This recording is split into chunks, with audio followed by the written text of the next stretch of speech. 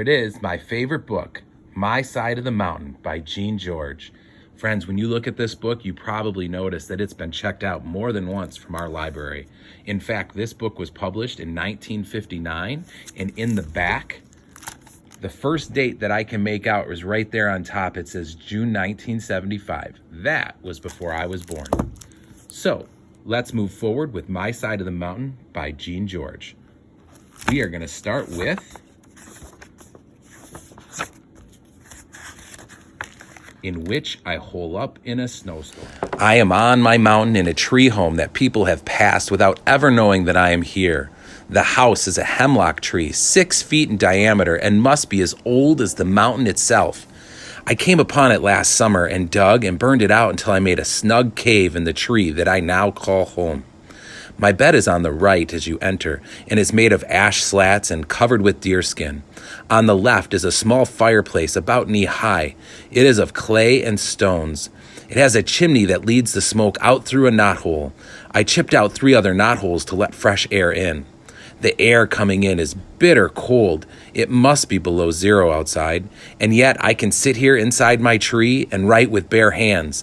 The fire is small, too. It doesn't take much fire to warm this tree room. It is the 4th of December, I think. It may be the 5th. I'm not sure because I have not recently counted the notches in the aspen pole that is my calendar. I have been just too busy gathering nuts and berries, smoking venison, fish, and small game to keep up with the exact date. The lamp I am writing by is deer fat poured into a turtle shell with a strip of my old city trousers for a wick. It snowed all day yesterday and today. I have not been outside since the storm began, and I am bored for the first time since I ran away from home 8 months ago to live on the land. I am well and healthy, the food is good, sometimes I eat turtle soup, and I know how to make acorn pancakes. I keep my supplies in the wall of the tree in wooden pockets that I chopped myself. Every time I've looked at those pockets during the last 2 days, I have felt just like a squirrel, which reminds me, I didn't see a squirrel one whole day before that storm began. I guess they are holed up and eating their stored nuts too. I wonder if the Baron, that's the wild weasel who lives behind the big boulder to the north of my tree, is also denned up.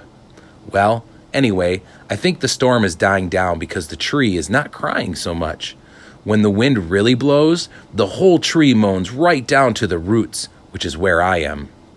Tomorrow, I hope the Baron and I can tunnel out into the sunlight. I wonder if I should dig the snow. But that would mean I would have to put it somewhere, and the only place to put it is in my nice snug tree. Maybe I can pack it with my hands as I go. I've always dug into the snow from the top, never from under. The Baron must dig up from under the snow. I wonder where he puts what he digs. Well, I guess I'll know in the morning. When I wrote that last winter, I was scared and thought maybe I'd never get out of my tree. I had been scared for 2 days, ever since the first blizzard hit the Catskill Mountains. When I came to the sunlight, which I did by simply poking my head into the soft snow and standing up, I laughed at my dark fears. Everything was white, clean, shining, and beautiful. The sky was blue, blue, blue. The hemlock grove was laced with snow, the meadow was smooth and white, and the gorge was sparkling with ice. It was so beautiful and peaceful that I laughed out loud. I guess I laughed because my first snowstorm was over, and it had not been so terrible after all. Then I shouted, "I did it!" My voice never got very far. It was hushed by the tons of snow. I looked for signs from the Baron Weasel. His footsteps were all over the boulder and also slides where he had played. He must have been up for hours enjoying the new snow. Inspired by this fun, I poked my head into my tree and whistled. Frightful, my trained falcon flew to my fist, and we jumped and slid down the mountain. Making big holes and trenches as we went, it was good to be whistling and carefree again because I was sure scared by the coming of that storm.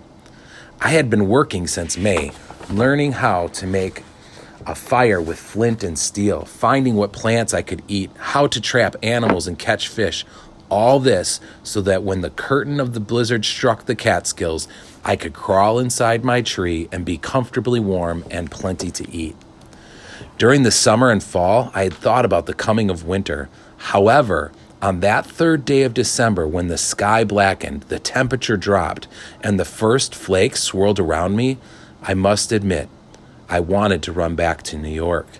Even the first night that I spent out in the woods when I couldn't get the fire started was not as frightening as the snowstorm that gathered behind the gorge and mushroomed up over my mountain. I was smoking 3 trout. It was 9 o'clock in the morning. I was busy keeping the flames low so they would not leap up and burn the fish. As I worked, it occurred to me that it was awfully dark for that hour of the morning. Frightful was leashed to her tree stub. She seemed restless and pulled at her tethers. Then I realized that the forest was dead quiet. Even the woodpeckers that had been tapping around me all morning were silent. The squirrels were nowhere to be seen. The juncos and chickadees and nuthatches were gone. I looked to see what the barren weasel was doing. He was not around. I looked up. From my tree, you could see the gorge behind the meadow.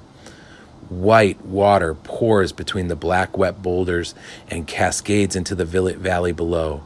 The water that day was as dark as the rocks.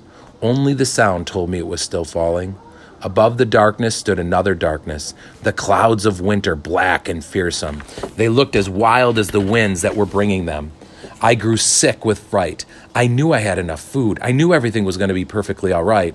But knowing that didn't help. I was scared. I stamped out the fire and pocketed the fish. I tried to whistle for Frightful, but couldn't purse my shaking lips tight enough to get out anything but So I grabbed her by the hide strips that are attached to her legs, and we dove through the deerskin door into my room in the tree. I put Frightful on the bedpost and curled up in a ball on the bed. I thought about New York and the noise and the lights and how a snowstorm always seemed very friendly there. I thought about our apartment, too. At that moment, it seemed bright and lighted and warm. I had to keep saying to myself, there were 11 of us in it. Dad, mother, 4 sisters, 4 brothers, and me, and not one of us liked it, except perhaps little Nina, who was too young to know. Dad didn't even like it a little bit. He had been a sailor once, but when I was born, he gave up the sea and worked on the docks in New York. Dad didn't like the land. He liked the sea, wet and big and endless. Sometimes he would tell me about great-grandfather Gribley, who owned land in the Catskill Mountains and felled the tree and built a home and plowed the land, only to discover that he wanted to be a sailor. The farm failed and great-grandfather Gribley went to sea.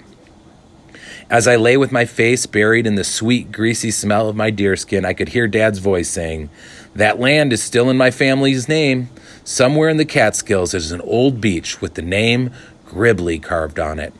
It marks the northern boundary of Gribley's Folly. The land is no place for a Gribley."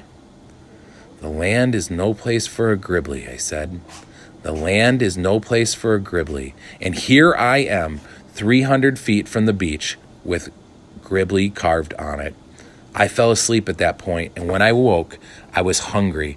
I cracked some walnuts, got down the acorn flour I had pounded with a bit of ash to remove the bite, reached out the door for a little snow, and stirred up some acorn pancakes. I cooked them on top of a tin can, and as I ate them, smothered with blueberry jam, I knew that the land was just the place for a Gribley. All right, friends, that was the first part.